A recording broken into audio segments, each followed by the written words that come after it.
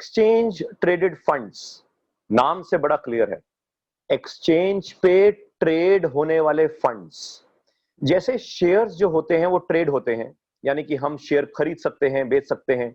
Trade कहां होते हैं? एक्सचेंज पे, जैसे कि बॉम्बे स्टॉक एक्सचेंज पे, नेशनल स्टॉक एक्सचेंज पे, और ऐसे ही ग्लोबल स्टॉक एक्सचेंजेस भी होती हैं। तो ऐसे ही ये जो स्टॉक एक्सचेंजेस होते हैं, इन्हीं में आप एक्सचेंज पे फंड्स को भी ट्रेड कर सकते हैं। यानी कि आप यूं समझ लो कि जो म्यूचुअल फंड है ना, म्यूचुअल फंड एक्सचेंज पे लिस्ट हो जाते हैं, जैसे शेयर्स लिस्ट होते हैं वैसे समझो फंड्स भी लिस्ट हो गए, एंड वो ट्रेड हो सकते हैं वहां पे। यानी कि जैसे आप एक शेयर खरीदते हैं वैसे ही आप एक फंड भी खरीद सकते हैं। यानी कि म्यूचुअल फंड की जो कंपनीज हैं वही नॉर्मली ऐसे एक्सचेंज ट्रेडेड फंड्स बनाती हैं। इसका मतलब ये जो एक्सचेंज ट्रेडेड फंड्स हैं ये नॉर्मली स्टॉक्स के भी हो सकते हैं, यानी कि इक्विटी के एक्सचेंज ट्रेडेड फंड्स हो सकते हैं। ऐसे ही ये बॉन्ड्स के भी एक्सचेंज ट्रेडेड फंड्स हो सकते हैं। ऐसे ही गोल्ड का भी एक्सचेंज ट्रेडेड फंड हो सकता है। जैसे म्यूचुअल फंड भी डिफरेंट डिफरेंट इन्वेस्टमेंट क्लास का हो सकता है, वैसे एक्सचेंज ट्रेडेड फंड भी डिफरेंट डिफरेंट इन्वेस्टमेंट क्लास का हो सकता है।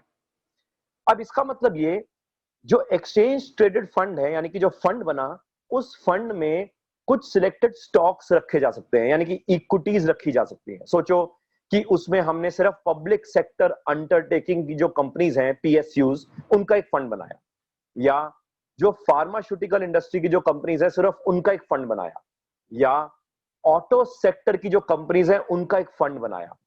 यानी कि जैसे से फॉर एग्जांपल हमने मारुति एंड मारुति का शेयर खरीदा, मगर हम अगर खरीदना चाहते हैं मारुति एंड मारुति, फिर उसके बाद महिंद्रा एंड महिंद्रा, फिर उसके बाद ऐसे कई तरह की कंपनीज खरीदना चाहते हैं सिर्फ ऑटो सेक्टर में, तो आप ऑटो सेक्टर का एक्सचेंज ट्रेडेड फंड भी खरीद सकते हैं। बट ऑब्वियस है, एक्सचेंज ट्रेडेड फंड का सबसे बड़ा फायदा यह है कि आप जब मर्जी बेच सकते हैं, जब मर्जी खरीद सकते हैं, यानी कि लिक्विडिटी पूरी है। यानी कि खरीदो बेचो, जैसे हम शेयर को खरीद बेच सकते हैं वैसे हम एक्सचेंज ट्रेडेड फंड को भी खरीद बेच सकते हैं।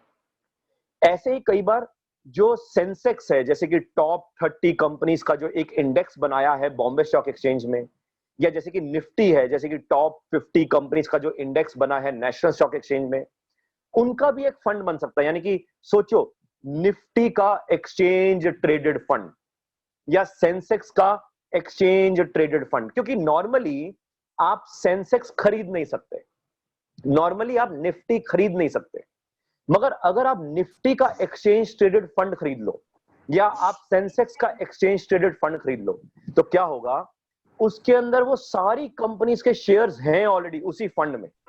हाँ, ये याद रहे, सिंस ये कोई फंड मैनेजर मैनेज करता है, यानी कि नॉर्मली म्यूचुअल फंड कंपनीज इसको मैनेज करती हैं, तो इसमें थोड़ी सी कॉस्ट इन्वॉल्व रहती है। बट ऑब्वियस है, ये जो कॉस्ट होती है और जो नॉर्मली म्यूचुअल फंड में जो कॉस्ट होती है, म्यूचुअल फंड की कॉस्ट थोड़ी ज्यादा होती है, इसकी थोड़ी कम होती है।